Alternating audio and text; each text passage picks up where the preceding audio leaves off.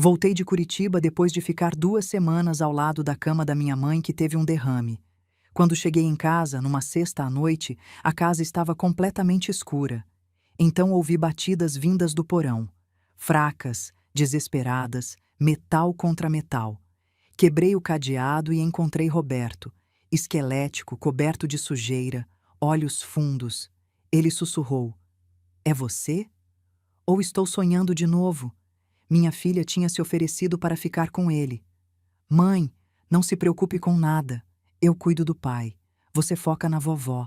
Palavras tão carinhosas, tão convincentes. Patrícia não estava em casa. A casa estava abandonada.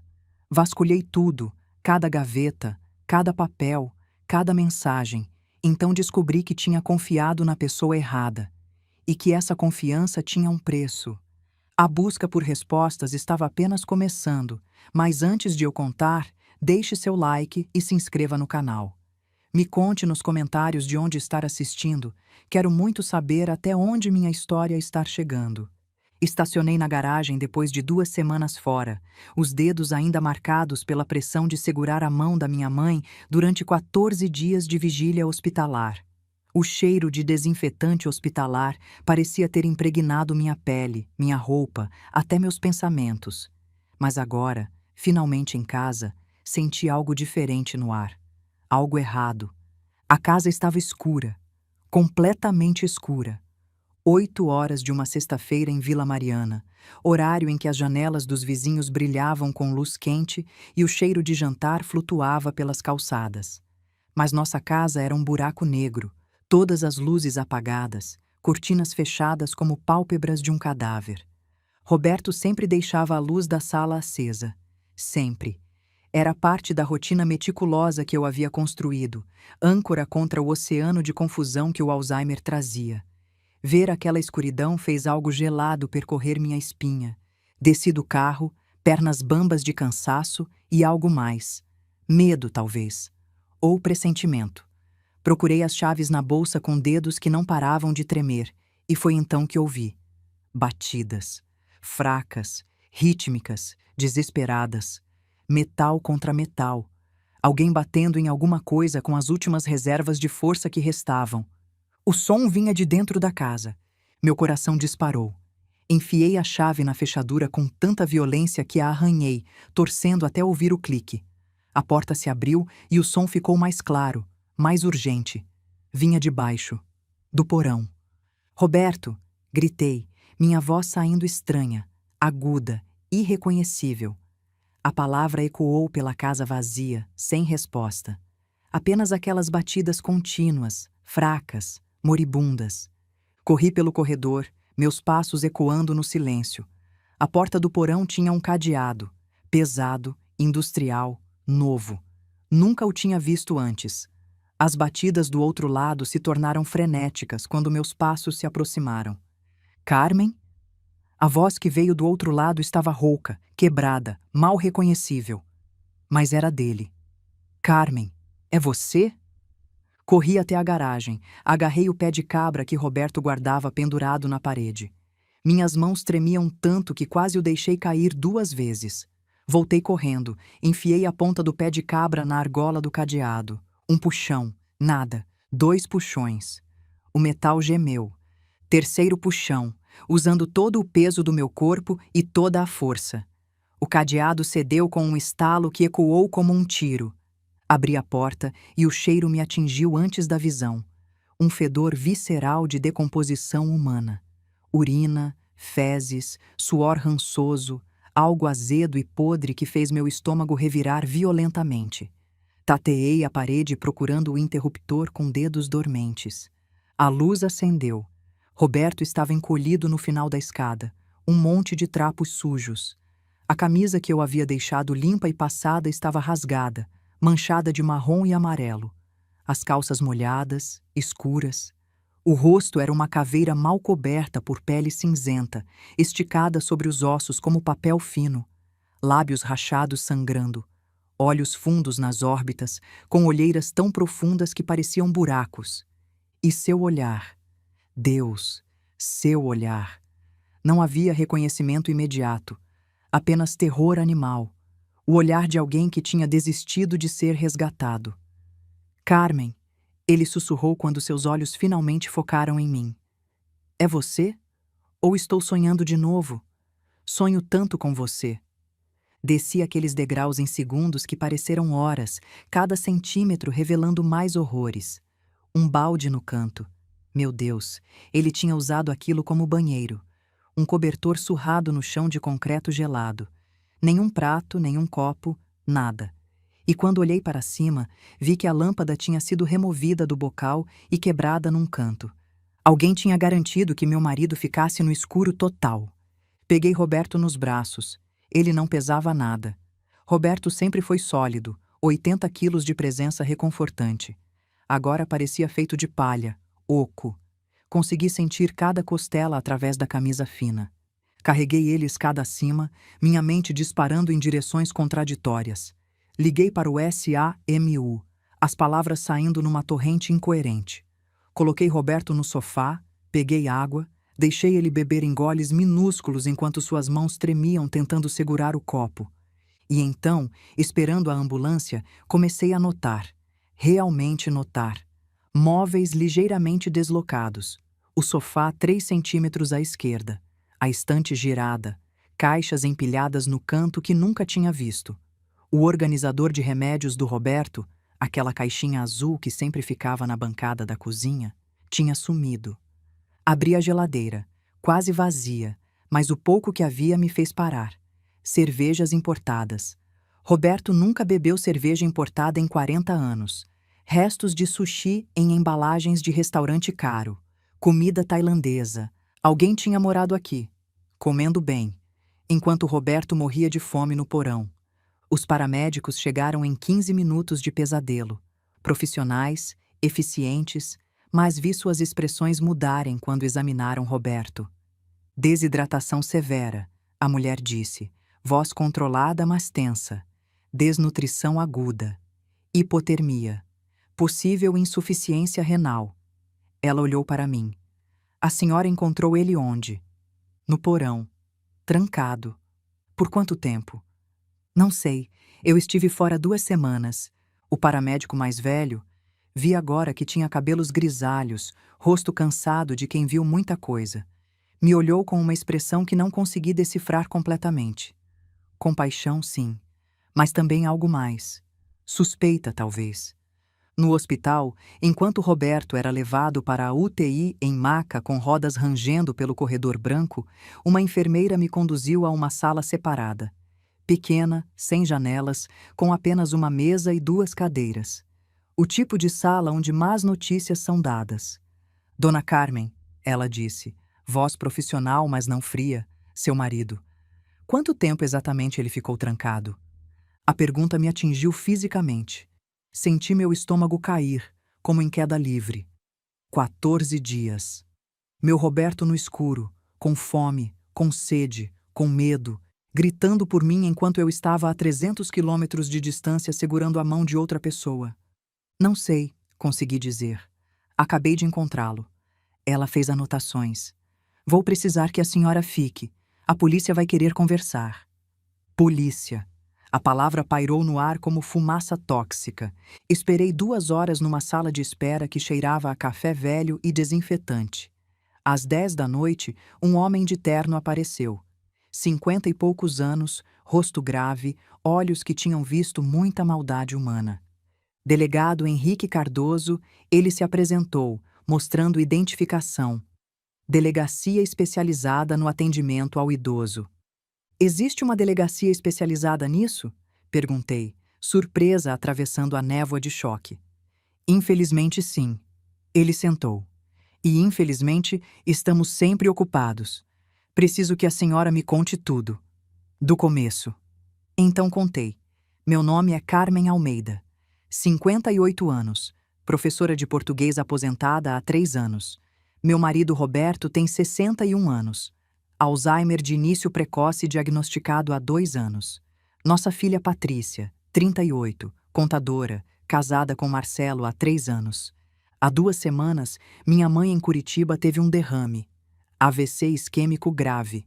Minha irmã me ligou às 3 da manhã em pânico. Peguei o primeiro voo. Patrícia se ofereceu imediatamente para ficar com Roberto. Mãe, ela disse, não se preocupe com nada. Eu cuido do pai. Você foca na vovó. Fiquei aliviada. Grata até. Patrícia conhecia as rotinas do pai, os remédios, como lidar com a confusão dele. O delegado anotava tudo. E durante essas 2 semanas, a senhora teve contato com sua filha? Na primeira semana, sim. Ligava todo dia. Patrícia atendia, dizia que estava tudo bem. Papai assistiu o jogo. Comeu bem. Tomou os remédios. Mas na segunda semana... Pausei, lembrando. Na segunda semana, ela parou de atender. Só mandava mensagens curtas. Ocupada com papai. Tá bem. Te ligo depois. Mas nunca ligava. Por que a senhora não voltou? Porque minha mãe estava morrendo. Porque eu confiei na minha filha. As palavras saíram amargas. Porque achei que estava sendo paranoica quando comecei a sentir que algo estava errado. O delegado fechou o caderno devagar. Dona Carmen, isso parece ser mais do que negligência. Vou precisar investigar. A senhora deu procuração à sua filha? Não, nunca. Algo passou pelo rosto dele. Preocupação, talvez. O nosso reconhecimento. Fique disponível. Vou entrar em contato. Roberto passou 3 dias no hospital. 3 dias de soro intravenoso, nutrição por sonda, medicações, 3 dias de pesadelos constantes. Ele acordava gritando que estava escuro, que ninguém vinha. Uma noite arrancou o soro do braço tentando fugir da cama, achando que ainda estava trancado. Precisaram sedá-lo. E ele perguntava: cadê a Pati? Quando ela vem? Eu fiz alguma coisa errada? Como você explica para alguém com Alzheimer que a filha dele pode ter tentado matá-lo? No terceiro dia, Roberto finalmente estável, voltei para casa. 12:00 de uma terça-feira, sol forte entrando pelas janelas. Mas a casa parecia fria, morta. Desci até o porão de novo, forçando-me a olhar de verdade desta vez. O balde ainda lá, fedor insuportável, o cobertor manchado. E então vi o que não tinha visto na escuridão e no desespero daquela primeira noite. Arranhões na porta. Profundos, desesperados, marcas de unhas que tinham raspado a madeira até sangrar. Roberto tinha tentado sair. Tinha literalmente arranhado até não ter mais força. Subi correndo, náusea me atingindo em ondas. Precisava de ar, precisava entender. Comecei a procurar. Metódica, sistemática. Na cozinha, encontrei a geladeira quase vazia, exceto pelas cervejas caras e restos de restaurantes. No quarto, nossa cama bagunçada mas errada, almofadas invertidas, cobertor do lado oposto. No banheiro, produtos que não eram meus, perfume de R$ 300, creme anti-idade, maquiagem cara. Patrícia tinha morado aqui. Vasculhei cada cômodo. Precisava de provas, não só suspeitas. E então, entre revistas velhas na estante da sala, encontrei um caderno pequeno, capa preta, letra da minha filha. Abri com mãos que tremiam incontrolavelmente. Não era diário, era lista. Fria, calculada, metódica. Procuração, cartório Guarulhos, 2.000 extras. Transferência BB, verificar limite. Eloque casa, quanto disponível. Telefone pai, desligar. Telefone mãe, não atender após dia 10. Passagens, verificar datas. Meu estômago revirou. Ela tinha planejado. Cada passo, cada detalhe. Fotografei cada página com meu celular, mãos tremendo tanto que tirei 3 fotos de cada uma. Então liguei para o delegado Cardoso. Encontrei algo, disse quando ele atendeu. Prova de planejamento. Não mexa em mais nada. Estou mandando uma equipe. A equipe forense chegou em 1 hora. Fotografaram tudo. Catalogaram. Levaram o caderno em saco plástico de evidências. O delegado me puxou de lado. Dona Carmen, olhando essa lista, sua filha estava planejando acessar suas finanças. A senhora verificou suas contas bancárias? Não. Não desde antes de viajar. Verifique. Agora. Sentei no sofá, celular na mão, dedos dormentes. 3 tentativas para digitar a senha. Quando o aplicativo carregou, o chão caiu. Saldo da poupança, R$ 0,00. Saldo anterior, R$ 120.000. Data da transferência: 12 dias atrás.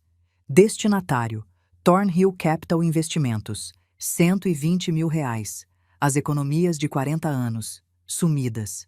Mostrei ao delegado. Vi sua mandíbula apertar. Vou precisar que a senhora vá ao banco amanhã. Solicite todos os registros. Se ela falsificou procuração, isso é crime federal. Mas não era tudo. Eu sentia. Havia mais. Naquela noite, sozinha na casa que de repente parecia cheia de fantasmas, não consegui dormir. Às 3 da manhã desisti, levantei, fiz café. Sentei à mesa da cozinha no escuro, apenas a luz do fogão iluminando fracamente. E então ouvi um carro parando na rua, motor desligando. Silêncio. Levantei devagar, fui até a janela. Um sedã escuro estava estacionado do outro lado da rua, motor desligado, luzes apagadas. Consegui ver uma silhueta no banco do motorista, apenas sentada, observando minha casa. Fiquei ali por 15 minutos, coração batendo irregular. A silhueta não se mexeu, apenas observava. Às 3h30, o carro ligou e foi embora. Liguei para o delegado Cardoso às 6 da manhã, assim que amanheceu. Alguém estava observando minha casa de madrugada. Placa do carro? Ele perguntou, voz alerta. Estava escuro. Não consegui ver, mas plantei a semente.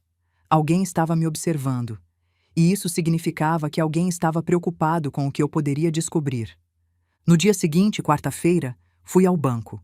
O gerente, Sr. Paulo, homem que conhecia nossa família há 15 anos, empalideceu quando expliquei.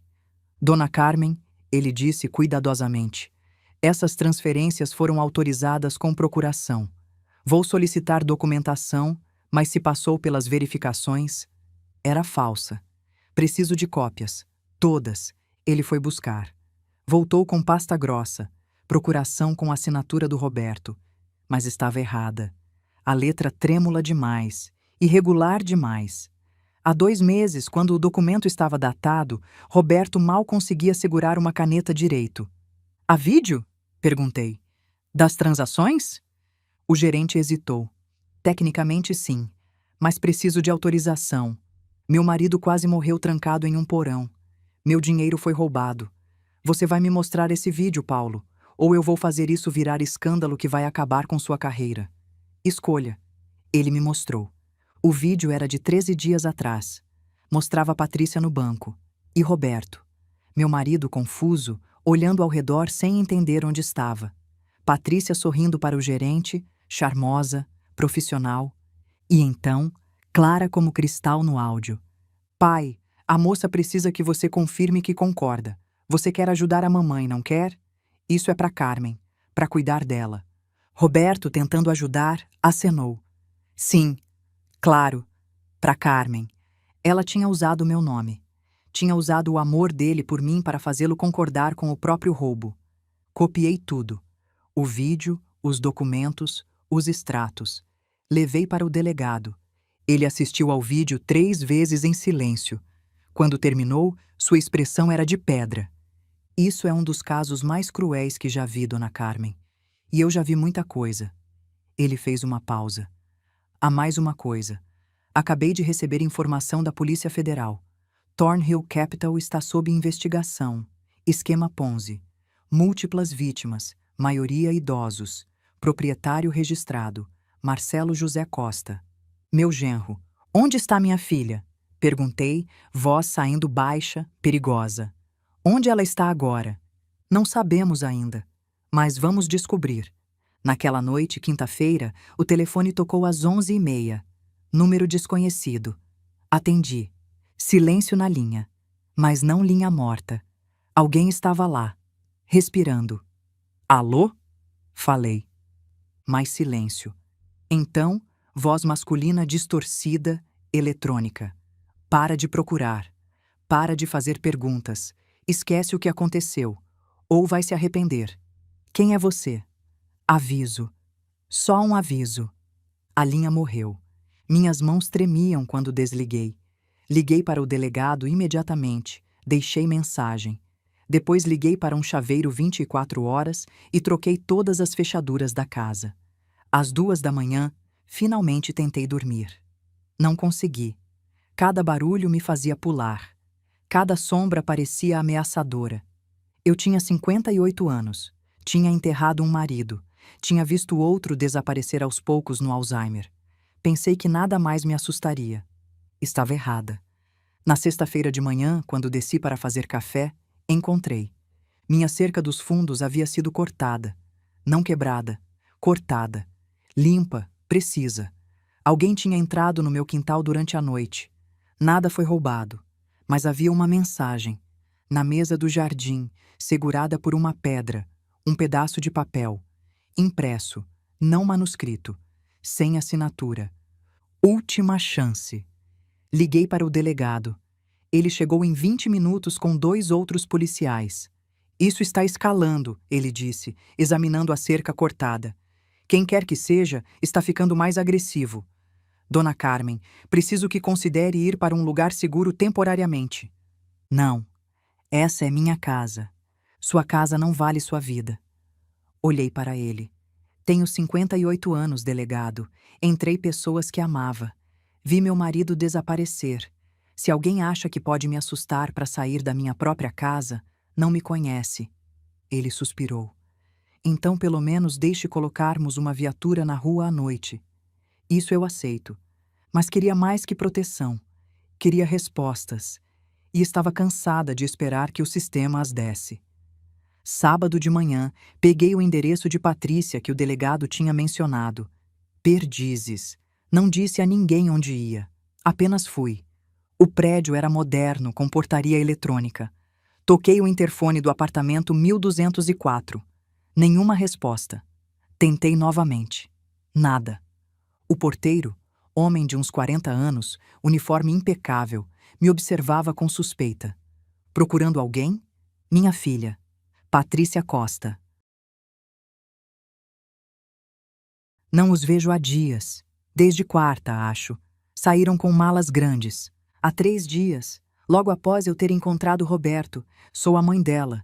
Ela não está atendendo o telefone. Estou preocupada. Ele me avaliou. Depois, provavelmente vendo mulher de 58 anos preocupada, suspirou. Não posso deixar você subir oficialmente. Mas se você usar a escada de serviço e ninguém ver... Ele encolheu os ombros. Subi pela escada de serviço. 12 andares. Minhas pernas protestaram, pulmões ardendo, mas não parei. No 12º andar, saí no corredor. Apartamento 1204. Toquei a campainha. Nada. Bati. Nada.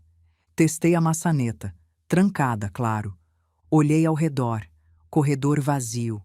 E então percebi.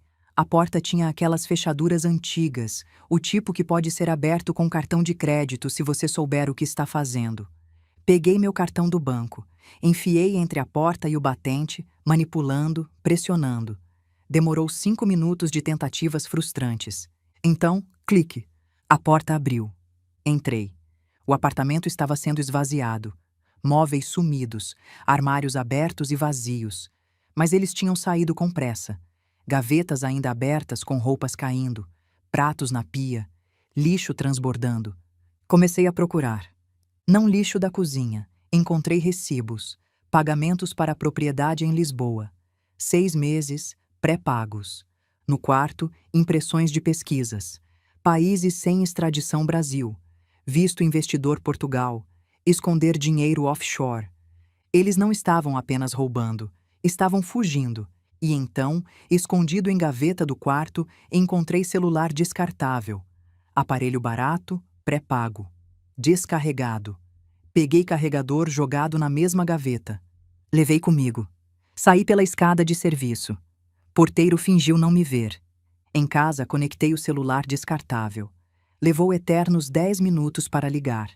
Quando a tela acendeu, havia mensagens. Dezenas. Entre Patrícia e Marcelo. Comecei a ler, e o mundo inclinou. Dia 3. Patrícia. Ele não para de chorar. Bate na porta. Grita por ela. Isso não vai funcionar. Marcelo. Vai cansar. Vai dormir. Dia 4. Patrícia. Deixei água e biscoitos na escada. O cheiro é insuportável. Marcelo. Suficiente por agora. Dia 6. Patrícia. Parou de bater. Bom ou ruim? Marcelo. Bom. Acalmou. Patrícia. Ou está fraco demais. Dia 7. Marcelo.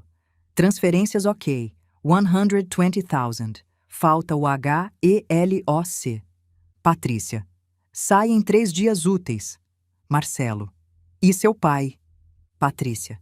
Deixo comida antes de sairmos. Sua mãe volta em 4 dias. Aguenta. Marcelo. E se não? Patrícia. Foi Alzheimer. Coisas acontecem.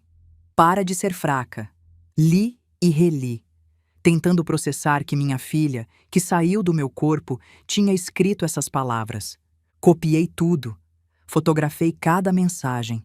Liguei para o delegado. Encontrei mais provas, mensagens entre eles, planejando tudo. Vou aí agora. Quando ele chegou e leu as mensagens, vi algo raro. Raiva. Raiva pura atravessando o profissionalismo. Isso é premeditação, Dona Carmen. Tentativa de homicídio. Fuga planejada. Sua filha está olhando para décadas de prisão. Bom, respondi, voz como pedra. Que ela olhe. No domingo voltei ao banco. Precisava entender quanto tinham roubado exatamente. O gerente, relutante mas intimidado, me deu acesso completo. Foi pior do que pensei. A transferência inicial, R$ 120.000. Mas havia mais. Um empréstimo novo com nossa em garantia casa, R$ 200.000, aprovado há 9 dias com a procuração falsa, depositado e imediatamente transferido, mesmo destinatário, Thornhill Capital, R$ 320.000. Nossa casa, quitada há 25 anos, agora tinha hipoteca de 200.000. Nossas economias de 40 anos, sumidas. Voltei para casa atordoada. Vera, a cuidadora que contratei, estava com Roberto. Ele dormia no sofá, finalmente sem pesadelos por algumas horas. Dona Carmen, Vera me chamou para a cozinha. Voz baixa. Preciso te contar algo. Hoje de manhã, quando fui fazer compras, um homem me abordou na rua. Meu estômago afundou. Que homem? Não sei. Terno caro. Disse que sabia que eu trabalho aqui. Ofereceu R$ 10.000 se eu testemunhasse que você maltrata Roberto. Que ele já estava mal antes de você viajar, que você está culpando sua filha injustamente. Você aceitou?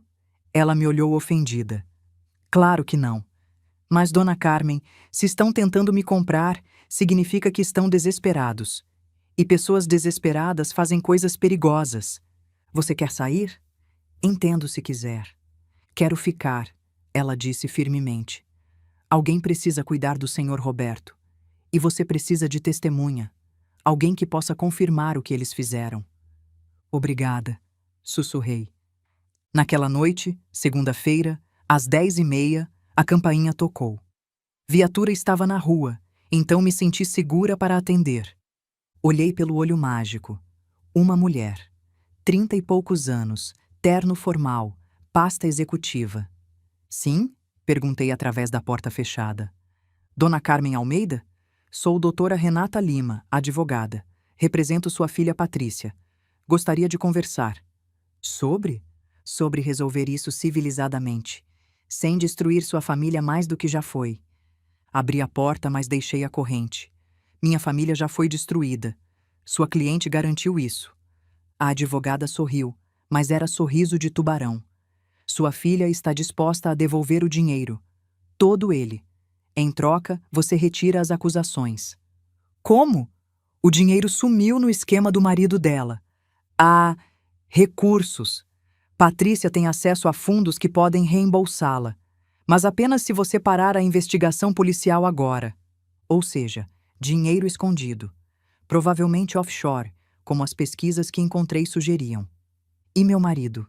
Perguntei. Ela o deixou trancado para morrer. Como eu retiro tentativa de homicídio? Foi erro de julgamento. Ela entrou em pânico. Estava sob pressão do marido. Ela nunca quis machucar ninguém. Ela pesquisou quanto tempo uma pessoa sobrevive sem água. Isso está nas mensagens. A advogada perdeu o sorriso. Dona Carmen, seja razoável. Você quer justiça ou vingança? Quero que minha filha pague pelo que fez. Isso é justiça. Você vai destruir a vida dela. Ela tem carreira, futuro. Ela destruiu a vida do próprio pai. Ele tem Alzheimer acelerado pelo trauma. Vai esquecer quem eu sou em meses. Ela nos roubou tempo que nunca teremos de volta. E você quer que eu seja razoável? A advogada suspirou. Pense bem. Esta oferta expira em 24 horas. Fechei a porta na cara dela. Mas a oferta me assombrou. 320 mil reais de volta. Casa livre de hipoteca. Fim dos problemas financeiros. Tudo o que precisava fazer era deixar minha filha ir livre. Não dormi aquela noite pesando. O que era mais importante? Dinheiro ou justiça? Sobrevivência ou princípios? Às 6 da manhã, liguei para o delegado Cardoso. Quanto tempo até prender minha filha? Estamos rastreando. Ela não está no apartamento. Não está usando cartões de crédito. Mas vamos achá-la. É questão de tempo. Não tenho tempo, eu disse. O neurologista me deu 6 meses até Roberto me esquecer completamente. Preciso de justiça enquanto ele ainda é Roberto o suficiente para entender. Entendo, o delegado disse suavemente. Estamos fazendo tudo o que podemos. Desliguei e olhei para Roberto dormindo no sofá. Meu marido. 40 anos juntos. E minha filha tinha decidido que ele valia menos que dinheiro.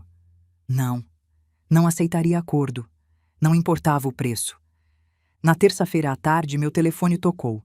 Número de São Paulo que não reconheci. Atendi. Dona Carmen? Sim. Aqui é Catarina Silva, do Fantástico. Estamos fazendo uma matéria sobre abuso de idosos. Ouvi sobre seu caso. Gostaria de dar entrevista? Pensei por um longo momento. Se tornasse isso público, não haveria volta. Mas também significaria pressão. Atenção. Mais difícil para Patrícia e Marcelo desaparecerem. Sim, respondi. Quero falar. A entrevista foi na quarta. Catarina veio com uma equipe pequena. Eles filmaram a casa, filmaram o porão, com meu consentimento, filmaram Roberto, rosto borrado. Contei tudo. Por que decidiu falar publicamente? Ela perguntou. Porque tenho 58 anos. Não tenho mais carreira para proteger. Não tenho reputação que importe mais que verdade. E a verdade é, isto acontece. Filhos exploram pais. Cuidadores abusam. Idosos são descartados. E ninguém fala porque é vergonhoso. Mas vergonha protege criminosos. Então eu falo. A matéria foi ao ar no domingo. Durou 12 minutos. Mostrou tudo. O porão, as mensagens, o vídeo do banco, minha entrevista. O rosto do Roberto borrado, mas sua confusão dolorosamente visível. 3 milhões de visualizações em 24 horas. E então, na segunda-feira de manhã, o delegado ligou. Dona Carmen. Acabamos de receber informação. Patrícia e Marcelo foram identificados no aeroporto de Guarulhos, tentando embarcar para Londres agora. Equipes a caminho. Preciso estar lá. Dona Carmen. Não é negociável. Chegamos ao aeroporto em 18 minutos. Sirenes abrindo caminho. Terminal 3. Portão 15. Voo para Londres embarcando em 30 minutos. Vi minha filha de longe, através do vidro. Ela e Marcelo na fila, mochilas nas costas, conversando casualmente, como turistas normais. O delegado coordenava pelo rádio. Quando atingirem checagem de passaportes, isolem a área. 5 pessoas à frente deles. 4, 3. Meu coração batia tão forte que sentia nas têmporas. 2 pessoas. Preparem. 1 pessoa. Executem. Policiais surgiram simultaneamente. Movimento coordenado, preciso, inevitável. Patrícia e Marcelo, mãos para cima. Vocês estão detidos. Vi o momento em que registrou no rosto de Patrícia. Olhos se arregalando. Mão indo automaticamente para a boca. Ela olhou para Marcelo, que já estava com mãos levantando, e depois começou a virar, como se fosse correr. Um policial já estava atrás dela, pegando seu braço, girando para algemar. Ela gritou algo incoerente. E então me viu. Do outro lado do vidro de segurança, eu estava parada, observando, testemunhando. Nossos olhos se encontraram. Por um momento interminável, mãe e filha, através de um abismo que nunca mais seria cruzado. Mãe, ela formou a palavra sem som, olhos suplicantes. Mãe, por favor, Virei as costas. Comecei a andar. Mãe! Mãe! Espera! Eu posso explicar. Não parei. Não olhei para trás. Caminhei até sair do terminal, até chegar ao estacionamento, até entrar no carro do delegado.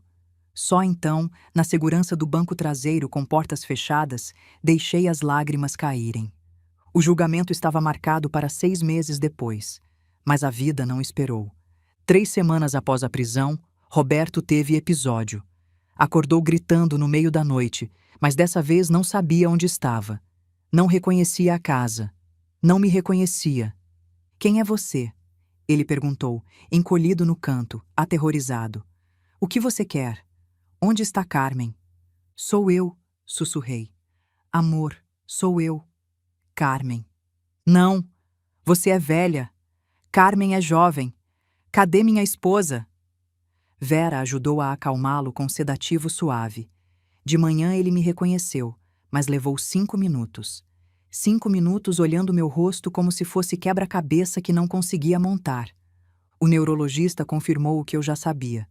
Talvez 6 semanas até esquecimento permanente. Talvez menos. 6 semanas. 1080 horas. E cada uma delas seria roubada também por Patrícia, mesmo da prisão. Os meses até o julgamento foram névoa. Contratei advogado civil. Entrei com processo separado. Dei entrevistas. Recebi centenas de cartas de outras famílias com histórias similares. Virei, sem querer, símbolo. Mas símbolos não choram sozinhos à noite. Símbolos não seguram a mão de maridos que não os reconhecem mais. O julgamento começou numa quinta de março. Júri de 7 pessoas. Promotoria metódica, precisa. Documentos, vídeos, mensagens. Cada evidência perfurando o silêncio da sala. Testemunhei no segundo dia. Como a senhora se sentiu quando descobriu? A promotora perguntou. Olhei para o júri. Senti que a pessoa que criei tinha morrido. E no lugar havia estranho usando o rosto dela para destruir minha família. O advogado de Patrícia tentou contra-interrogatório. Falou de marido controlador, estresse financeiro, pressão impossível. Rebati cada ponto. Ela tinha 38 anos, contadora formada, profissional bem-sucedida. Não era criança. E as mensagens mostram. Foi ela quem pesquisou procuração falsa. Ela quem usou meu nome para manipular Roberto. Isso não é ser controlada, isso é ser criminosa. E então pedi permissão para dizer mais uma coisa. O juiz, depois de hesitar, acenou. Olhei diretamente para o júri. Tenho 58 anos. Nessa idade você não tem mais nada a perder. Carreira acabou. Reputação não importa. Então pode fazer o que é certo mesmo quando dói. Mesmo quando é sua própria filha. Pausei. Meu marido não pode testemunhar hoje porque o trauma destruiu sua mente. Mas eu estou aqui, falando por ele, por todos os idosos sem voz. Façam justiça. Marcelo testemunhou depois como parte do acordo. Confirmou. Patrícia iniciou o plano. Ela pesquisou. Ela decidiu trancar Roberto. Por que vocês não apenas esconderam o telefone dele? A promotora perguntou. Silêncio de Marcelo. Porque ele estava no caminho. Porque trancar era mais conveniente que lidar com ele. Correto? Finalmente, sim. Patrícia testemunhou em própria defesa. Erro tático óbvio. Contou história de marido controlador, dívidas, pânico. Mas a promotora a destruiu. Você mandou mensagem. E se não aguentar? Foi Alzheimer. Esperava que ele morresse, não esperava? Patrícia não tinha resposta que não fosse verdade. Júri deliberou 4 horas. Quando voltaram, cárcere privado qualificado, culpada. Estelionato qualificado, culpada. Falsidade ideológica, culpada. Tentativa de homicídio, culpada por 6 votos a 1. Patrícia desabou soluçando. Eu não senti nada. Só vazio. Sentença 2 semanas depois. 15 anos. 15 anos. Ela ficaria presa até os 53. Quando foi levada, gritou. Mãe! Mãe! Por favor! Não olhei. Roberto faleceu 6 meses depois. Pneumonia. Mas realmente foi o Alzheimer que o matou, roubando sua capacidade de lutar. Nos últimos 2 meses, ele não me reconhecia. Eu era apenas senhora gentil que visitava. Mas no último dia, por um momento brevíssimo, seus olhos focaram. Carmen, ele disse claramente. Estou aqui. Bom, ele sussurrou. E partiu. 3 anos se passaram. Vendi a casa. Comprei apartamento pequeno em Itaquera. Trabalho de novo. Aulas online de português. Ganho o suficiente. O dinheiro roubado nunca voltou. As contas offshore estão congeladas há anos em burocracia internacional. Patrícia escreve. Todo mês. Queimo as cartas sem abrir. Mas há 3 meses, algo mudou. Campainha tocou num sábado. Abri para a menina de 16 anos, cabelo escuro, olhos da minha filha. Dona Carmen? Sou Amanda. Acho que sou sua neta. Patrícia tinha dado filha para adoção aos 22. Amanda descobriu após morte dos pais adotivos. Ela entrou. Conversamos. E agora, todo sábado, tomamos café juntas. Ensino ela a fazer bolo. Não menciono que era favorito da mãe dela. Amanda me perguntou se deve responder cartas de Patrícia. Você precisa decidir, respondi. Se consegue separar quem ela era de quem é. Se consegue perdoar sem esquecer. E você? Amanda perguntou. Você consegue? Pensei honestamente. Tem dias que acho que talvez. Num futuro distante. E tem dias que sei que nunca. Não sei qual vai vencer. Ontem recebi notificação. Patrícia pede comutação de pena. 3 anos cumpridos. Bom comportamento. Remorso demonstrado. Vou à audiência. Vou testemunhar contra. Amanda perguntou se isso me faz pessoa má. Só me faz honesta, respondi. Esta noite, sozinha no apartamento pequeno, olho fotos antigas. Roberto. Patrícia criança. Nossa família que foi. Penso no que perdi. Marido, filha, casa, dinheiro, tempo e no que ganhei. Força que não sabia ter. Prova que idade é poder. E neta inesperada que me faz café. É suficiente? Não, nunca será. Mas é algo. E aos 61 anos, velha e cansada e sozinha na maioria dos dias, algo é mais do que esperava. Então guardo minha dor. Testemunho contra a comutação. Bebo café com Amanda. E vivo, porque no final, viver não é vingança. É a única coisa que realmente posso fazer. Na solidão do apartamento vazio, com fotos cobrindo paredes e cartas queimando no lixo, eu vivo. Não feliz, não completa, mas viva. E terá que bastar. A audiência de comutação estava marcada para uma terça-feira às 10 da manhã. Quinta Vara Criminal. Juíza Márcia Santos presidindo. Recebi a notificação com 3 semanas de antecedência. Tempo suficiente para preparar meu testemunho, mas não suficiente para parar de sonhar com aquilo todas as noites.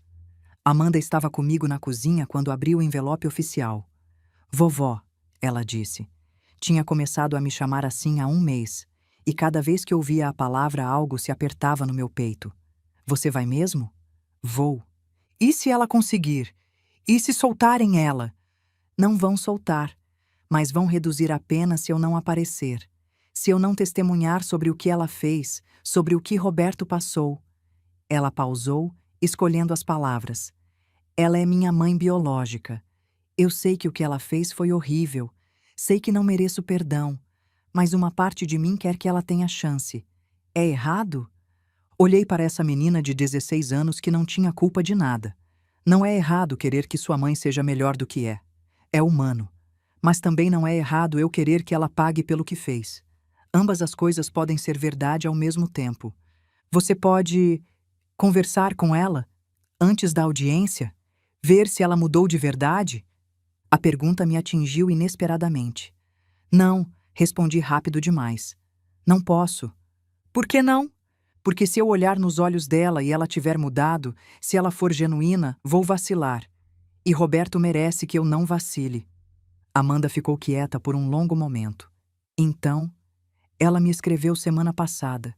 Disse que você nunca responde às cartas dela, que ela quer pedir desculpas pessoalmente, que entende se você odeia ela, mas que precisa tentar.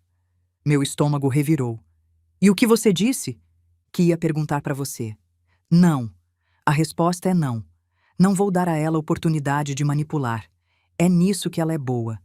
Mas, na verdade, não tinha tanta certeza. Há 3 anos, Patrícia era monstro claro, definido. Agora, com Amanda trazendo humanidade de volta, as linhas ficavam borradas. Naquela noite, sozinha no apartamento depois que Amanda foi embora, peguei uma das cartas de Patrícia. Não abri. Apenas segurei, sentindo o peso do papel, imaginando as palavras dentro. Será que ela tinha mudado? 3 anos na prisão. Terapia. Programas de reabilitação. Pessoas mudam? Ou apenas aprendem a fingir melhor? Joguei a carta no lixo sem abrir, mas levei 1 hora para dormir.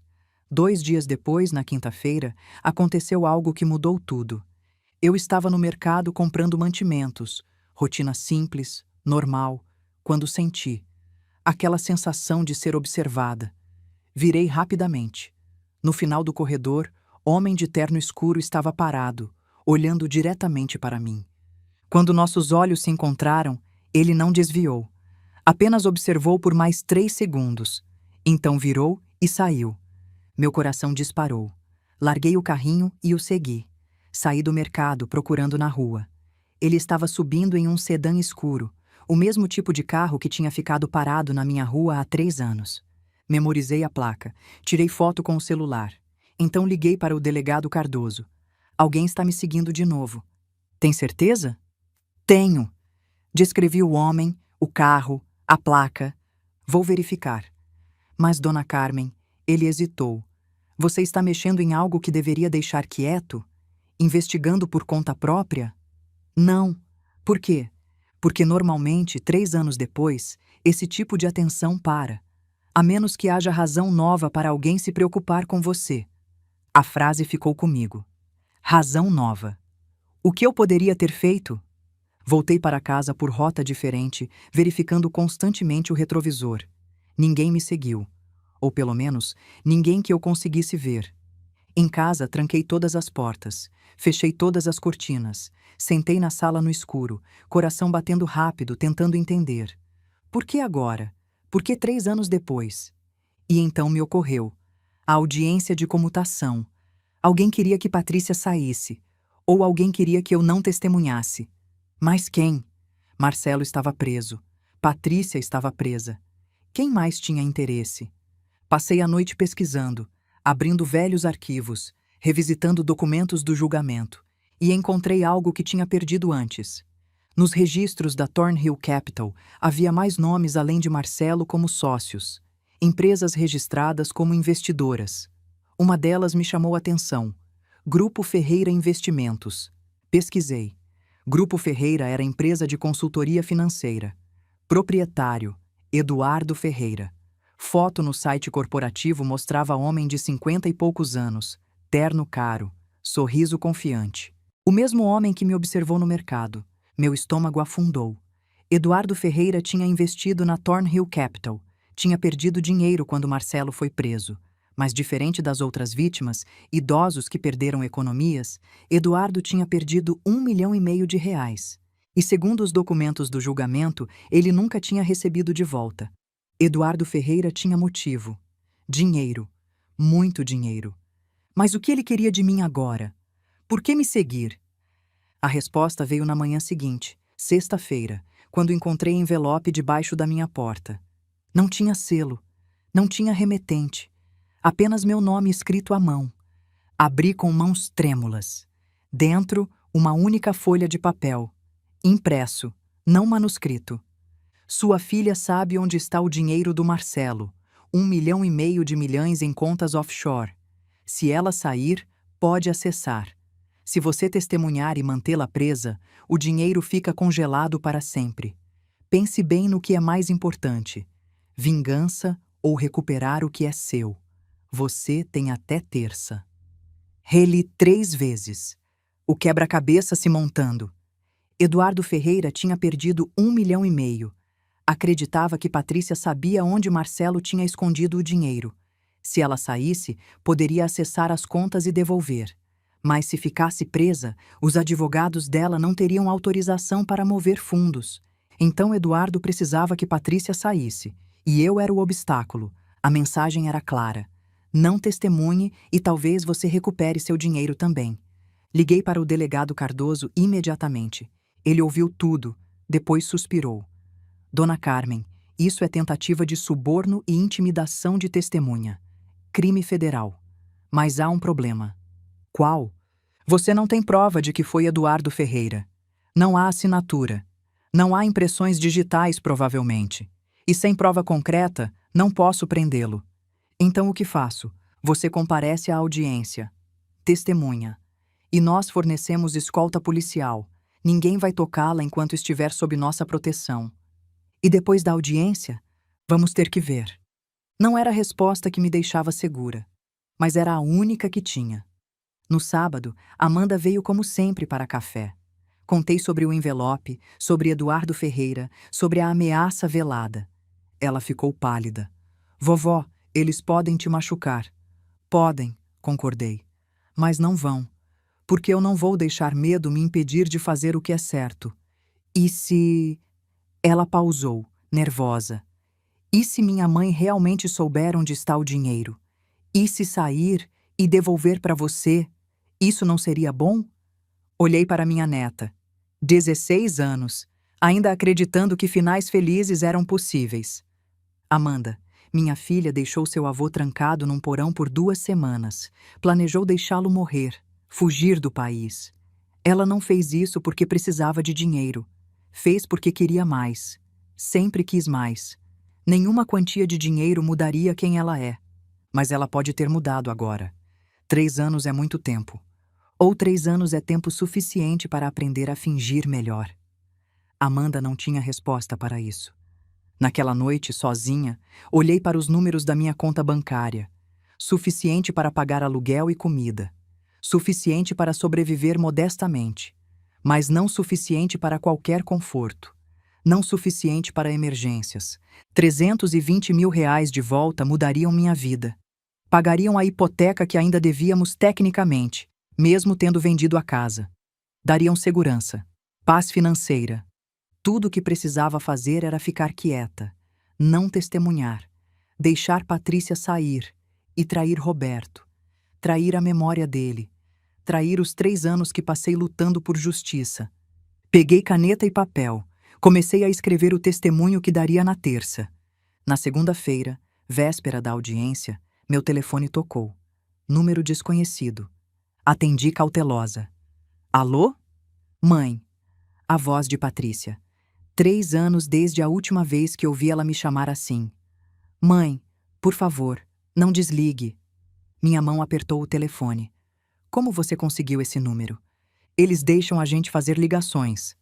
Mãe, eu preciso falar com você antes de amanhã. Não temos nada para falar. Por favor, só 5 minutos. Pessoalmente. Hoje.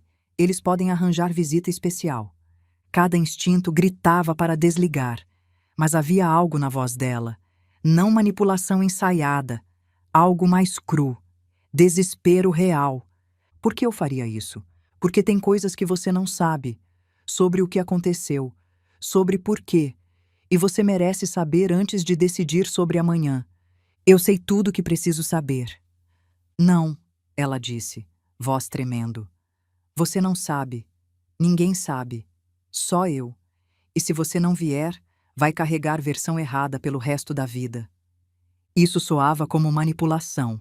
Mas a parte de mim que ainda era mãe, enterrada profundamente, mas não morta, se perguntava: e se houvesse mais? E se toda a história não tivesse sido contada? 3 da tarde, eu disse contra meu melhor julgamento. 1 hora. Só isso. Obrigada, mãe. Obrigada. Desliguei antes que ela pudesse dizer mais. Imediatamente me arrependi. Liguei para o delegado, contei. Ele suspirou. Dona Carmen, ela vai tentar manipular você. Vai contar história que explica tudo de forma que a faz parecer vítima. Não acredite. Eu sei disso. Então por que vai? Porque, respondi honestamente, preciso olhar nos olhos dela e confirmar que fiz a escolha certa. Preciso saber que não tenho dúvidas. Às 3 da tarde, entrei na penitenciária feminina de Santana pela primeira vez em 3 anos. Processo de segurança demorou 40 minutos. Revista, detectores de metal, formulários. Finalmente fui levada à sala de visitas. Pequena, apenas mesa e duas cadeiras separadas por divisória de vidro. Telefones de cada lado para comunicação. Sentei. Esperei. E então Patrícia entrou. Ela tinha mudado. Não apenas 3 anos mais velha, mas fundamentalmente diferente. Cabelo grisalho nas têmporas que ela não escondia mais. Pele sem maquiagem, marcas de acne que maquiagem sempre cobriu. Magra, muito magra. Olhos fundos mas focados. Ela sentou do outro lado do vidro. Pegou o telefone. Eu peguei o meu. Mãe, ela disse, e sua voz rachou imediatamente. Obrigada por vir. Você tem 1 hora. Comece a falar. Patrícia respirou fundo. Você quer saber por quê? Por que fiz aquilo? Por que o pai? Ela não conseguiu terminar. Sim, a verdade é feia. E não me desculpa. Mas você merece saber. Ela pausou, reunindo coragem. Quando eu tinha 22, engravidei. Você sabe disso agora. Amanda. Dei ela para adoção porque estava apavorada. Acabando de entrar na empresa de contabilidade. Sem dinheiro. Sem estrutura. Você tinha nós, interrompi. Tínhamos ajudado. Eu não queria ajuda. Ela me olhou diretamente. Queria provar que conseguia sozinha, que não precisava de ninguém. Então dei minha filha para estranhos e fingi que nunca aconteceu. Isso explica Amanda. Não explica o que fez ao Roberto. Estou chegando lá. Ela limpou lágrimas. Depois de dar Amanda, entrei em depressão. Funda. Fiquei assim por anos. Escondi de todo mundo. Trabalhava de dia, chorava de noite. Conheci Marcelo numa dessas noites. Bar, bebendo sozinha. Ele parecia entender dor. Romance de bar, eu disse, voz fria. Muito comovente. Não era romance. Era dependência mútua. 2 feridos se segurando para não afundar completamente. Ela pausou. Marcelo tinha dívidas, muitas, com pessoas perigosas. Ele começou o esquema Ponzi não por ganância, por desespero, pagando um buraco com outro. E você o ajudou. Ajudei porque estava tão perdida que me agarrei à primeira pessoa que pareceu precisar de mim tanto quanto eu precisava de alguém. Patrícia olhou para baixo. Não é desculpa. É explicação. Eu estava quebrada.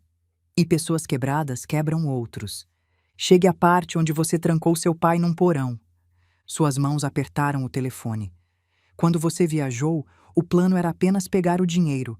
A procuração, as transferências, tudo. Mais rápido. Você voltaria, a gente já estaria fora. Papai não lembraria direito por causa do Alzheimer. Seria confuso, mas não letal. Mas no segundo dia, papai começou a ligar para você. Constantemente. Deixava mensagens. E uma das mensagens, ela fechou os olhos. Uma delas foi clara. Ele disse, palavra por palavra.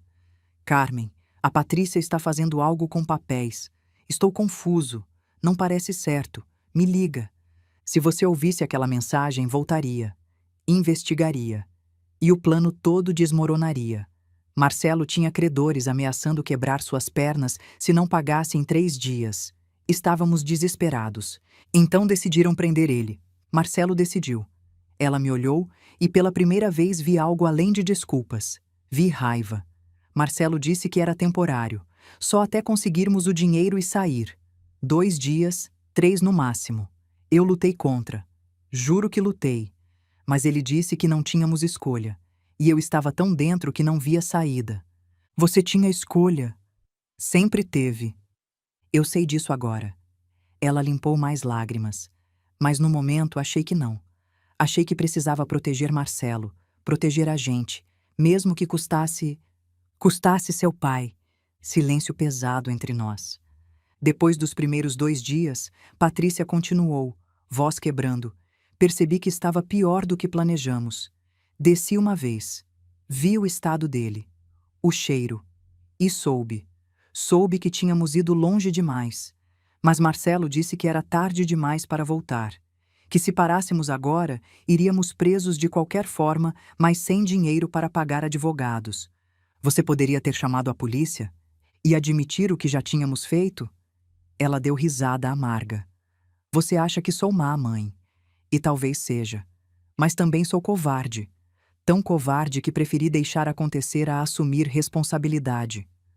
Olhei para essa mulher do outro lado do vidro. Minha filha. Estranho.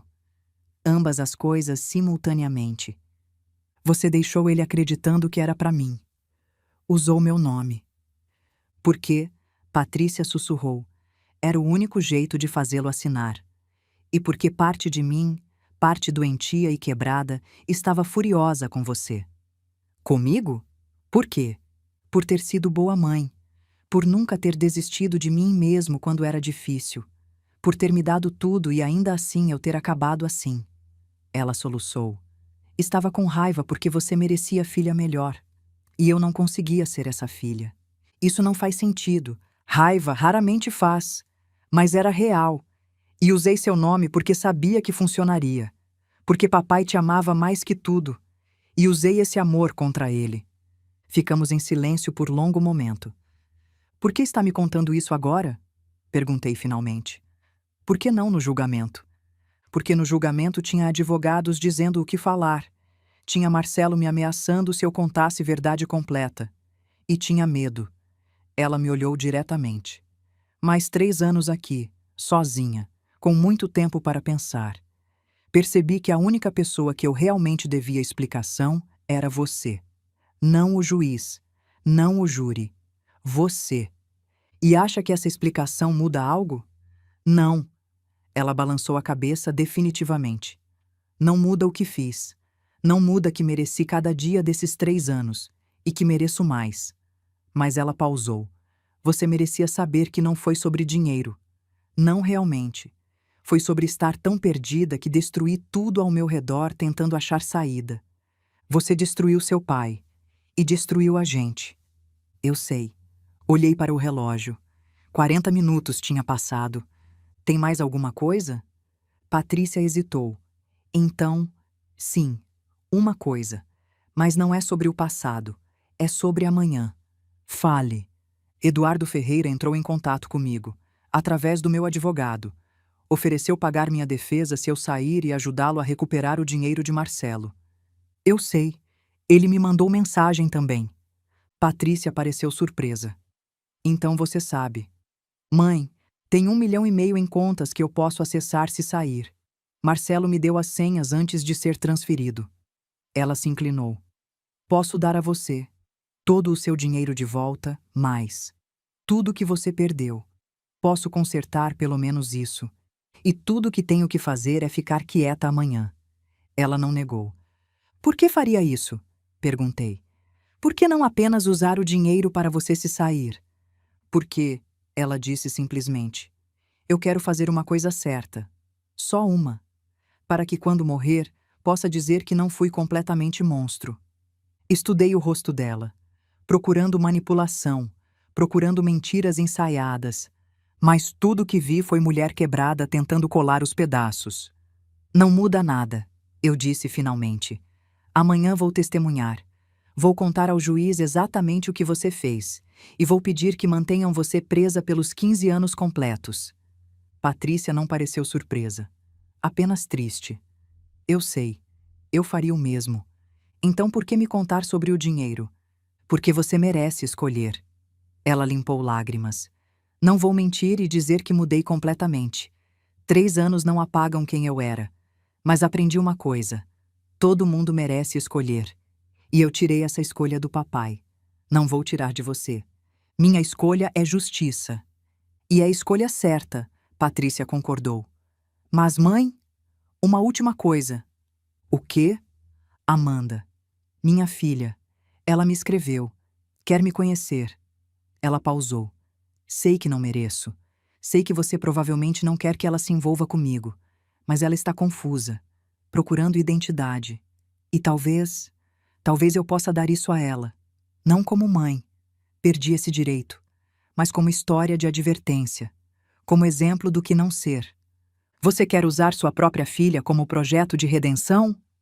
Não. Patrícia balançou a cabeça. Quero que ela veja de onde veio e decida conscientemente ser diferente. Melhor. Olhei para o relógio. 55 minutos. Tenho que ir. Mãe, Patrícia chamou quando me levantei. Obrigada. Por vir. Por ouvir. Por ser forte quando eu fui fraca. Você não me conhece mais, eu disse. Não me chame de mãe. Tudo bem, ela sussurrou. Dona Carmen, então. Obrigada, Dona Carmen.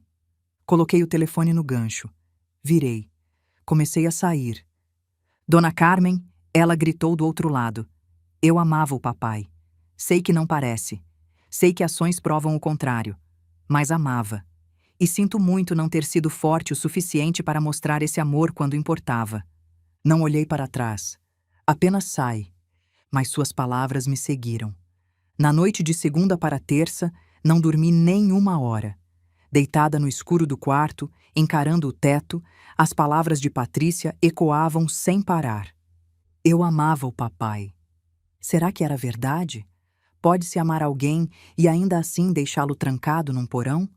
Ou amor significa justamente não fazer isso, independente das circunstâncias? Às 4 da manhã, desisti de tentar dormir. Fiz café.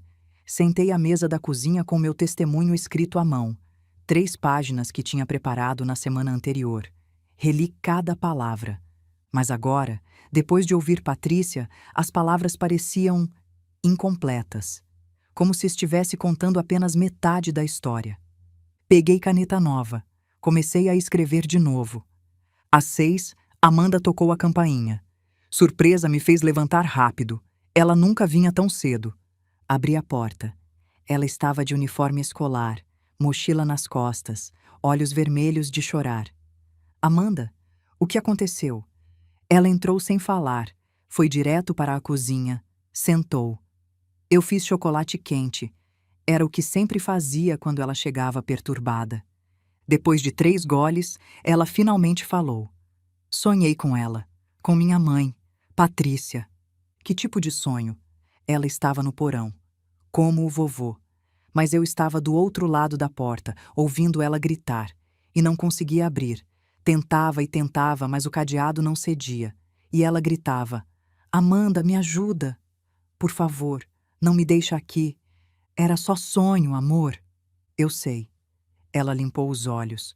Mas quando acordei, fiquei pensando. Se eu estivesse no lugar dela, 3 anos atrás, tão perdida quanto ela diz que estava, eu teria feito diferente? Eu sou melhor que ela só porque tive pais adotivos bons? Ou todos nós somos capazes das mesmas coisas nas circunstâncias certas? Olhei para minha neta. 16 anos fazendo perguntas que a maioria dos adultos evita a vida inteira. Não sei, respondi honestamente. Acho que gostamos de acreditar que somos bons, que faríamos a escolha certa. Mas até estarmos naquela situação exata, não sabemos. Fiz uma pausa. Mas também acho que isso não importa muito. O que importa é que quando Patrícia estava naquela situação, ela escolheu errado, repetidamente. E escolhas têm consequências. Você vai testemunhar contra ela hoje. Não era pergunta, era afirmação. Vou. Mesmo depois de ouvir o lado dela ontem? Especialmente depois, porque o lado dela não muda o que aconteceu. Só explica. E explicação não é desculpa. Amanda ficou quieta, pensando. Então, posso ir com você? Na audiência? Olhei para ela surpresa. Por quê? Porque ela é minha mãe biológica. E você é minha avó. E eu preciso ver. Preciso entender de onde eu vim para decidir para onde vou. Tinha sabedoria nisso que não podia negar.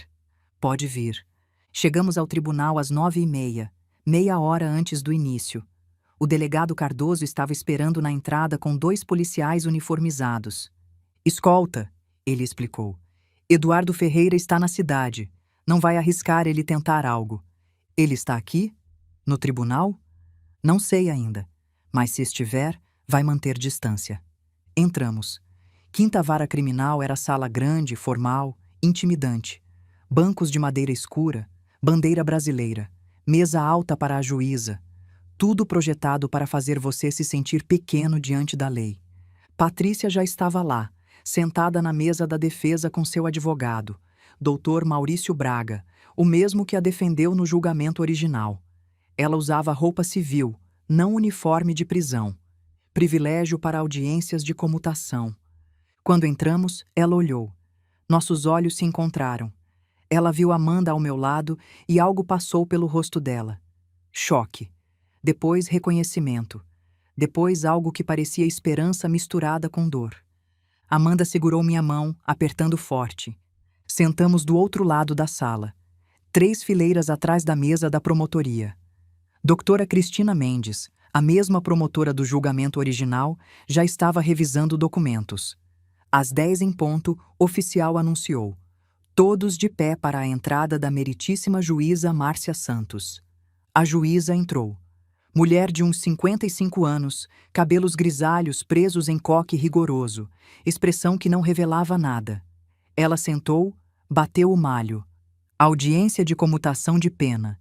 Processo número 4728-2022. Ré. Patrícia Almeida Costa. Todos sentados. Sentamos. Meu coração batia tão forte que tinha certeza que Amanda conseguia ouvir.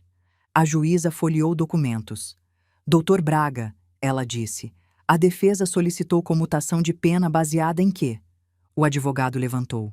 Meritíssima, minha cliente cumpriu 3 anos de sentença de 15 anos. Durante esse período, demonstrou remorso genuíno, participou de todos os programas de reabilitação disponíveis e manteve comportamento exemplar. Ela pausou. Além disso, há circunstâncias atenuantes que não foram completamente exploradas no julgamento original. Que circunstâncias?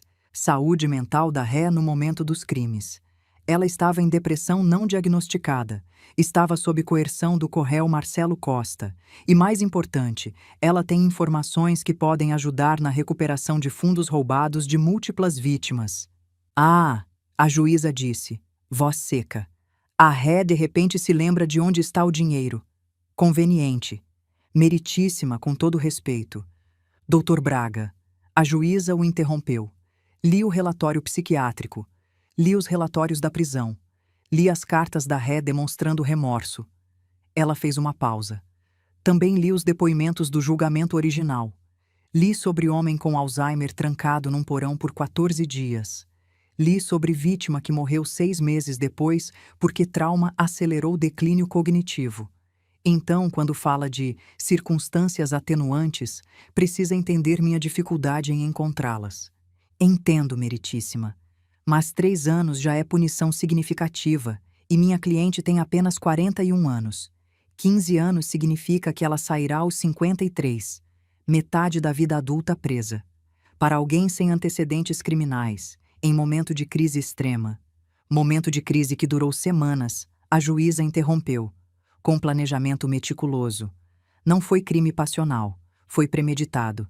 Ela olhou para a promotora. Doutora Mendes, posição do Ministério Público? A doutora Cristina se levantou.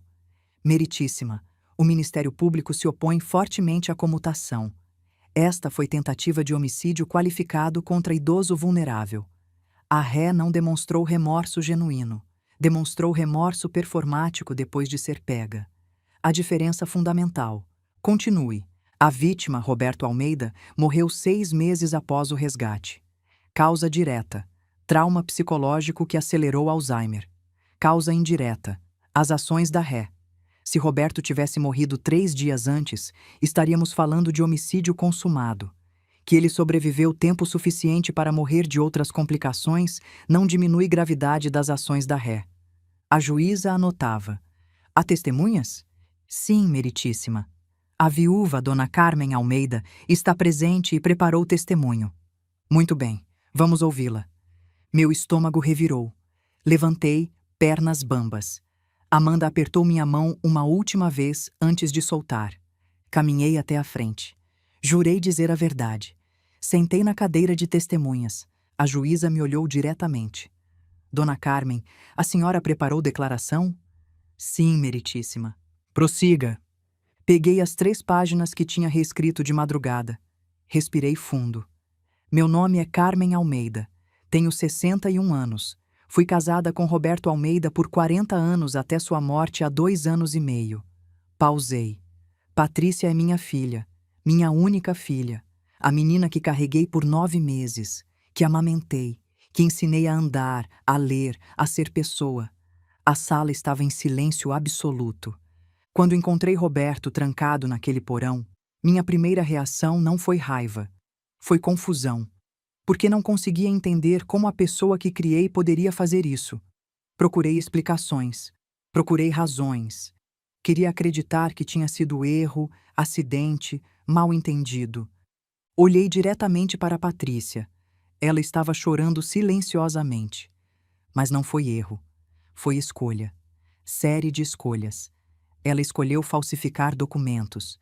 Escolheu manipular o pai dela usando a doença dele contra ele. Escolheu trancá-lo quando ele se tornou inconveniente. E escolheu planejar fuga enquanto ele morria aos poucos. Minha voz tremeu, mas continuei. Ontem visitei minha filha na prisão, pela primeira vez em 3 anos. Ela me contou sua versão. Falou de depressão, de estar perdida, de sentir que não tinha escolha. Fez uma pausa. E sabe o que percebi? Que mesmo sua versão confirma tudo. Confirma que ela sabia o que estava fazendo, que entendeu que estava errado e que fez mesmo assim. A juíza me observava atentamente. Patrícia diz que mudou, que 3 anos a transformaram. Talvez seja verdade. Não posso ver dentro da cabeça dela, mas posso ver as ações. E ações são o que contam. Levantei um dos papéis. Roberto passou seus últimos meses não me reconhecendo. Morreu achando que eu era enfermeira. Nossa última conversa real, onde ele ainda era ele, foi 2 meses depois do resgate. Ele me fez prometer que não desistiria dele mesmo quando ele esquecesse quem eu era. Minha voz quebrou. Eu prometi. E cumpri. Fiquei até o fim. Mas esses meses foram roubados de nós. Roubados por minha filha. Deveríamos estar fazendo memórias, viajando, rindo, vivendo os últimos momentos de clareza. Em vez disso, Roberto passou esses meses aterrorizado, revivendo trauma, esquecendo pedaços de si mesmo mais rápido do que deveria. Limpei lágrimas. Então, quando perguntam se 3 anos são suficientes, minha resposta é: 3 anos não devolvem os 6 meses que perdi. Não devolvem os 40 anos de memórias que Roberto esqueceu. Não devolvem a confiança que tinha na minha filha. 3 anos não são nada comparados ao que foi tirado. Olhei para a juíza. Mas não estou aqui pedindo vingança. Estou pedindo justiça. E justiça significa que quando você comete crime tão calculado, tão cruel, tão devastador, você paga o preço completo. Não 3 anos, 15. Porque é isso que foi decidido. E é isso que é justo. Baixei os papéis. E há mais uma coisa. Minha filha diz que pode recuperar dinheiro roubado se for solta. 1,5 milhão que beneficiaria outras vítimas e a mim. Pausei. E eu digo: não quero esse dinheiro. Não com essas condições, porque aceitar seria dizer que há preço pelo que ela fez. Que sofrimento do meu marido tinha valor monetário. E não tem. Não tem preço que pague. A sala estava tão silenciosa que podíamos ouvir o ar-condicionado zumbindo. Minha filha está presa. E parte de mim, a parte que ainda é mãe, morre um pouco sabendo disso. Mas a parte de mim que foi esposa, que segurou a mão do meu marido enquanto ele esquecia meu nome, essa parte sabe. Ela precisa ficar onde está. Pelos 15 anos completos. Não por vingança, por justiça. Terminei. Sentei em silêncio. A juíza esperou um momento. Então, obrigada, dona Carmen. A senhora pode se sentar. Voltei para o banco. Amanda me abraçou imediatamente, chorando no meu ombro. A juíza olhou para Patrícia. Senhorita Costa, gostaria de dizer algo? Patrícia se levantou, voz trêmula. Meritíssima, tudo o que minha mãe disse é verdade. Não tenho defesa que não seja. Eu estava errada. Profundamente, terrivelmente errada. Ela limpou lágrimas. 3 anos aqui não apagam o que fiz. 15 anos não apagarão. Nada apagará. Mas se me der chance, posso pelo menos tentar fazer uma coisa certa. Posso devolver o dinheiro. Ajudar as outras vítimas. A juíza a estudou. Senhorita Costa, vou ser franca. Li seu pedido. Li os relatórios. E sabe o que não vi? Não vi você assumindo responsabilidade real. Vi você explicando, justificando, Contextualizando. Mas explicação não é o mesmo que responsabilidade. Patrícia abriu a boca, fechou. A juíza continuou. A senhora cometeu crimes calculados contra seu próprio pai. Usou conhecimentos profissionais para fraudar. Planejou fuga internacional. E agora, convenientemente, se lembra onde está dinheiro apenas quando precisa de barganha. Ela balançou a cabeça. Isso não é remorso, é estratégia. Meritíssima, o advogado tentou intervir. Doutor Braga, já ouvi o suficiente. A juíza bateu o malho. Pedido de comutação de pena é negado. A sentença original de 15 anos permanece.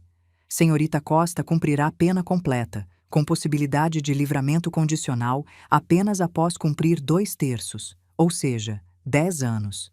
Próxima revisão possível, daqui 3 anos. Audiência encerrada. Bateu o malho novamente. Patrícia desabou na cadeira, soluçando.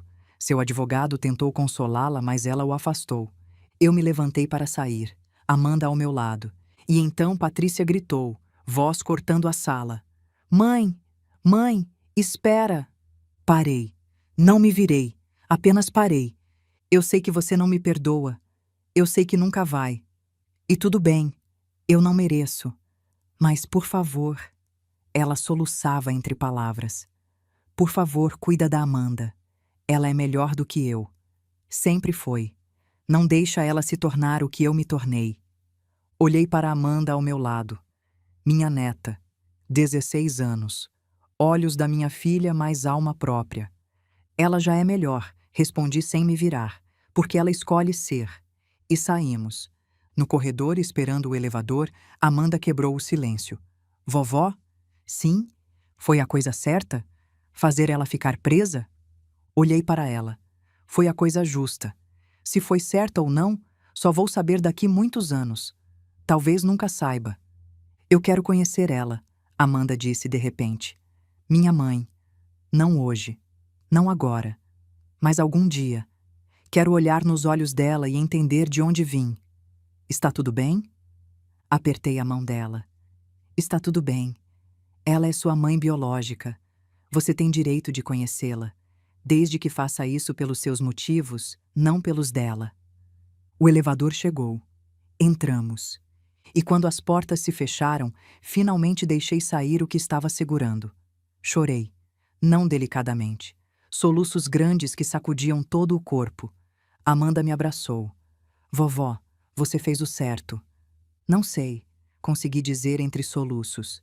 Só sei que foi a única coisa que consegui fazer. Saímos do tribunal para Sol Forte de março. O delegado Cardoso estava esperando. Tudo bem, dona Carmen? Aceite. Sim, estou bem. Ele hesitou. Tem algo que precisa saber. Eduardo Ferreira estava no tribunal. Ele viu tudo. Meu estômago afundou. Onde ele está agora? Não sei, mas ele não ficou feliz. Ótimo, murmurei. Só o que faltava. Vou manter viatura na sua rua mais algumas noites, só para garantir. Obrigada. Amanda e eu fomos para casa em silêncio. Quando chegamos, encontramos envelope na porta. Não tinha selo, apenas meu nome. Com mãos trêmulas, abri. Dentro, nota curta datilografada. Você escolheu errado. Tinha chance de recuperar seu dinheiro e ajudar outras vítimas. Escolheu vingança. Agora, todos perdemos. Espero que valha a pena dormir sabendo que condenou sua filha por orgulho. Não estava assinado, mas sabia quem era. Mostrei ao delegado quando ele chegou minutos depois. Ele leu, mandíbula apertada. Vou trazer Eduardo Ferreira para interrogatório. Isso é intimidação de testemunha. Mas nós dois sabíamos que ele negaria, que não havia prova, que era a palavra dele contra envelope anônimo.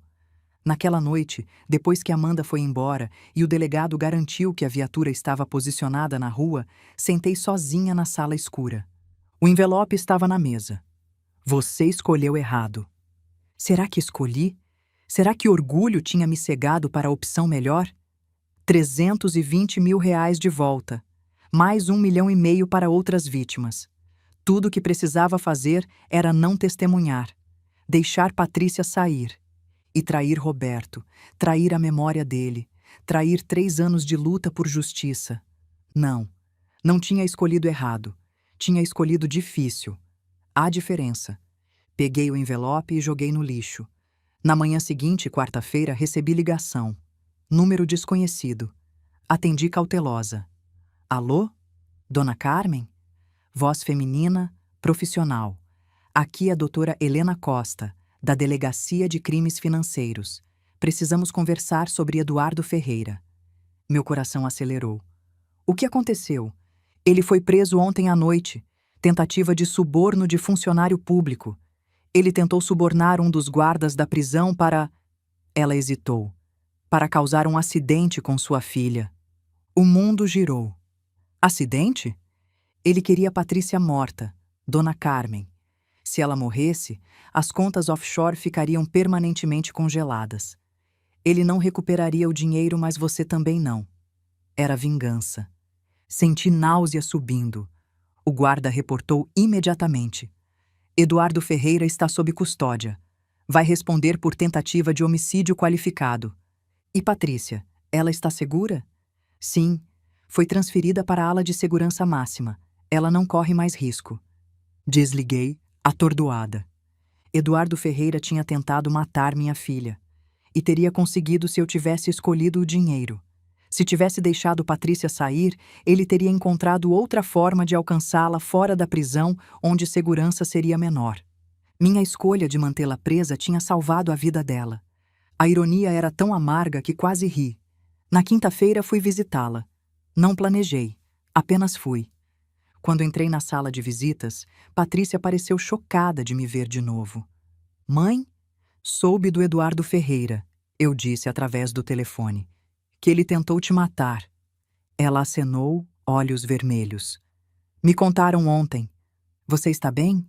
Fisicamente, sim. Emocionalmente. Ela deu risada sem humor. Como você fica bem sabendo que alguém te quer morta? Ficamos em silêncio por momento. Obrigada, Patrícia disse finalmente. Por quê? Por escolher justiça em vez de dinheiro.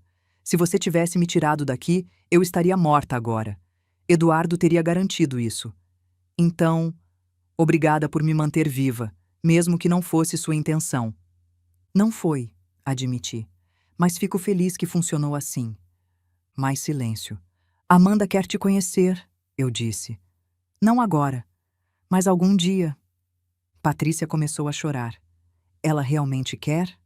Quer. Porque é pessoa melhor do que nós duas. Ela busca entender em vez de julgar. Você julga, Patrícia observou. Julgo, porque sou mãe que perdeu o marido por causa da filha. Não tenho luxo de ser compassiva, mas Amanda tem, e vou deixar ela usar esse luxo se quiser. Patrícia limpou lágrimas. Posso te perguntar uma coisa? Pode. Você algum dia vai me perdoar? Olhei para minha filha através do vidro. Honestamente? Não sei. Tem dias que acho que talvez consiga. Daqui muitos anos, quando a dor não for tão aguda. E tem dias que sei que nunca vou. Que o que você fez é grande demais para perdão. E hoje? Que tipo de dia é hoje? Hoje, respondi cuidadosamente. É dia onde consigo ver você como humana. Falha, quebrada, humana. Não monstro, não santa. Apenas pessoa que fez escolhas terríveis e agora paga por elas. Pausei. Não sei se isso conta como perdão, mas é melhor que ódio. Ela acenou lentamente. É mais do que mereço. Provavelmente concordei, mas também é tudo o que consigo dar. Ficamos mais 15 minutos. Falamos de coisas pequenas, como estava o tempo, como estava a comida da prisão, trivialidades que enchiam o espaço entre nós. Quando me levantei para sair, Patrícia disse: Mãe? Voz baixa. Cuida bem de você. Por favor. Você é tudo que tenho agora. Você tem Amanda também, lembrei. Ela sorriu triste. Tem o sangue dela, mas você tem o coração dela. Há diferença. E saí, não sabendo quando voltaria. 6 meses se passaram. Amanda agora tem 17. Terminou o colegial no topo da turma. Foi aceita em 3 universidades. Escolheu psicologia. Quer entender por que pessoas fazem o que fazem. Eduardo Ferreira foi condenado a 8 anos. Vai cumprir na mesma prisão que Marcelo. Marcelo pediu divórcio de Patrícia. Ela assinou. Agora está sozinha juridicamente também. Eu continuo dando aulas online. Continuo vivendo modestamente. Continuo existindo no apartamento pequeno em Itaquera. E continuo visitando Patrícia. Não toda semana, não todo mês, mas periodicamente. Porque descobri que posso fazer duas coisas simultaneamente: não perdoá-la e, ainda assim, não abandoná-la. Amanda foi pela primeira vez há 2 meses. Sentou do outro lado do vidro, olhou nos olhos da mãe biológica e disse: Oi, sou Amanda, sua filha, aquela que você deu embora. Patrícia chorou durante toda a visita. Mas Amanda não. Amanda apenas observou, absorveu, processou. Quando saímos, ela disse: Agora entendo. Ela não é vilã de história. É só pessoa assustada que tomou decisões ruins quando estava mais assustada ainda. E você pode perdoá-la? Perguntei. Amanda pensou. Posso entendê-la sem perdoar. Posso ter compaixão sem justificar. Essas coisas podem coexistir. 17 anos e mais sábia que eu. Na semana passada, acordei e percebi que tinha dormido a noite inteira sem pesadelo pela primeira vez em 3 anos. Sem Roberto gritando, sem porão, sem medo, apenas silêncio. E o silêncio, descobri, pode ser tanto paz quanto solidão. Depende do dia. Hoje é aniversário de morte de Roberto. 3 anos. Fui ao cemitério com flores. Sentei na grama ao lado da lápide. Consegui, amor, disse para a pedra. Mantive a promessa. Não desisti. Nem de você, nem de mim, nem de fazer o que era certo mesmo quando custava tudo. O vento balançou as árvores. Patrícia está presa. Vai ficar mais 7 anos, pelo menos. E eu estou... Pausei, procurando a palavra certa. Estou viva. Não feliz, não inteira, mas viva. E alguns dias, isso é suficiente. Uma pomba pousou na lápide. Me olhou com aqueles olhos de pássaro que não julgam nem consolam. Apenas observam. Amanda está bem, continuei. Forte, boa. Tudo que Patrícia não conseguiu ser. Então talvez no final alguma coisa boa saiu de tudo isso. Uma menina que escolhe ser melhor que os genes que carrega. A pomba voou. Fiquei mais 20 minutos. Então levantei, limpei grama da calça e fui embora. Porque essa é a coisa sobre viver. Você continua. Mesmo quando não quer. Mesmo quando dói. Você levanta, limpa a grama e continua. Esta noite vou fazer jantar para Amanda. Vamos assistir filme bobo. Vamos rir de piadas ruins. Vamos existir no momento sem passado ou futuro pesando muito. E amanhã vou acordar, fazer café, dar aula online, existir. Não é vida que sonhei, não é final feliz de conto de fadas, mas é minha vida. Conquistada através de escolhas difíceis e perdas impossíveis. E é o suficiente. Aos 61 anos, velha e cansada e sozinha na maioria dos dias, aprendi. Justiça não traz alegria, apenas traz fechamento. E fechamento, descobri, é melhor que felicidade. Porque felicidade desaparece, mas fechamento permanece. Então eu fico com meu fechamento, guardo minhas cicatrizes, vivo meus dias. E quando morrer, algum dia no futuro distante, vou encontrar Roberto do outro lado e dizer: fiz o que prometi, não desisti, nem de você, nem de mim, nem do que era certo. E talvez, apenas talvez, isso será suficiente. Até lá eu vivo, um dia de cada vez. Com Amanda aos sábados, com Patrícia através de vidro ocasionalmente, com memórias de Roberto sempre, e com a certeza de que fiz tudo o que podia. Não feliz, não completa, mas em paz.